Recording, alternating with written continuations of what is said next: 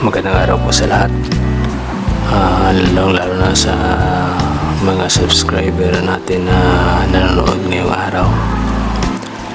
So ngayon guys ay pag-uusapan natin yung mga bagay na dapat natin i-consider bago tayo magsalang ng mga itlog doon sa ating incubator, no? Especially guys doon sa ating mga DIY incubator, no? Yung tayo lang gumawa.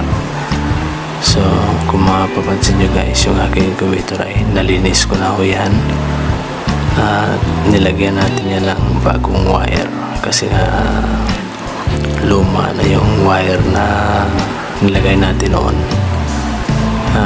Kasi nga yung ating incubator guys ay nagkakaedad na ito ng 7 taon. So itetest natin guys kung gumagana ba yung ating thermostat. Yan. At saka titingnan natin guys kung umilaw ba yung mga bulb, no, na nilagay natin doon sa ating incubator. So kung makikita nyo guys ay umiilaw yung ating mga bulb, ibig sabihin yan guys ay gumagana pa yung ating thermostat. So mamaya guys ay obserbahan ba natin kung mag-o-off ba itong mga bulb natin, no?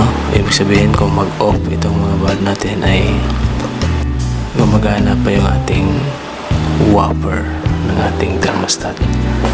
So ano nga ba guys yung mga dapat nating i-consider bago tayo magsalang ng mga itlog doon sa ating mga incubator, no?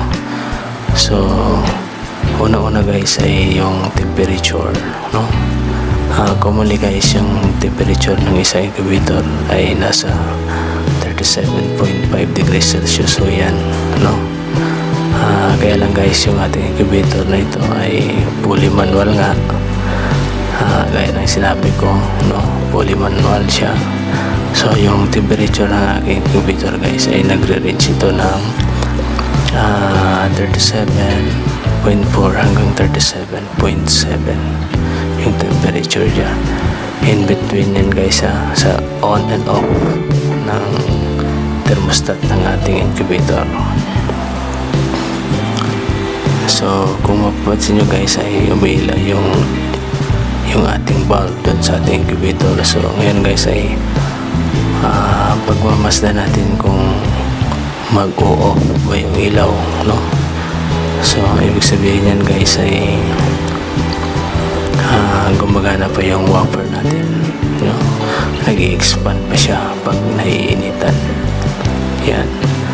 So ano ba yung second na i-consider natin guys, yung pangalawang bagay na dapat natin i-consider bago tayo magsalang ng mga itlog doon sa ating incubator. So yung pangalawang bagay guys na dapat natin i-consider ay yung tinatawag na nilang humidity, no?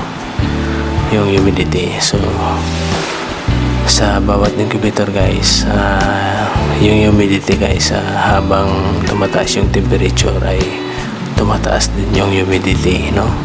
So kung nakikita nyo guys ay nag-off na yung ilaw doon sa ating incubator. So palatandaan lamang nan guys na gumagana pa yung whopper ng ating thermostat, no? So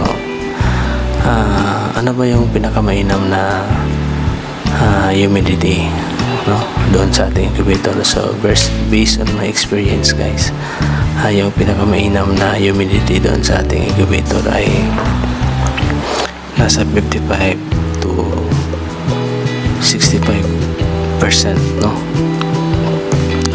Mas mababa, mas mainam na humidity doon sa ating incubator. So yung nakikita nyo guys, yan yung ating thermohygrometer na nasira na guys, no, sa katagalan, no? So nabili natin yan ng 400 pesos plus, no? More than 400 pesos yan noon, way back 2017 o 2016 guys, no?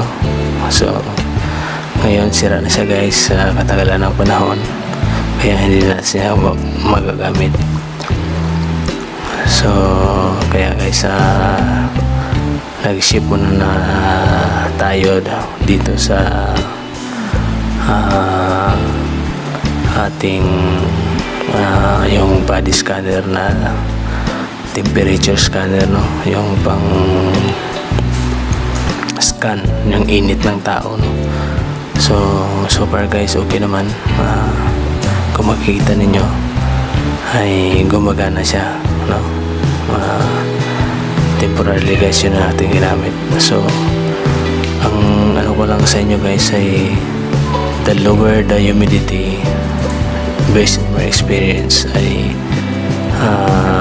mainam siya doon sa ating mga incubator. Mas okay siya doon sa ating incubator. So dyan lamang guys, at maraming salamat sa panonood. Abangan nyo yung mga susunod kong video.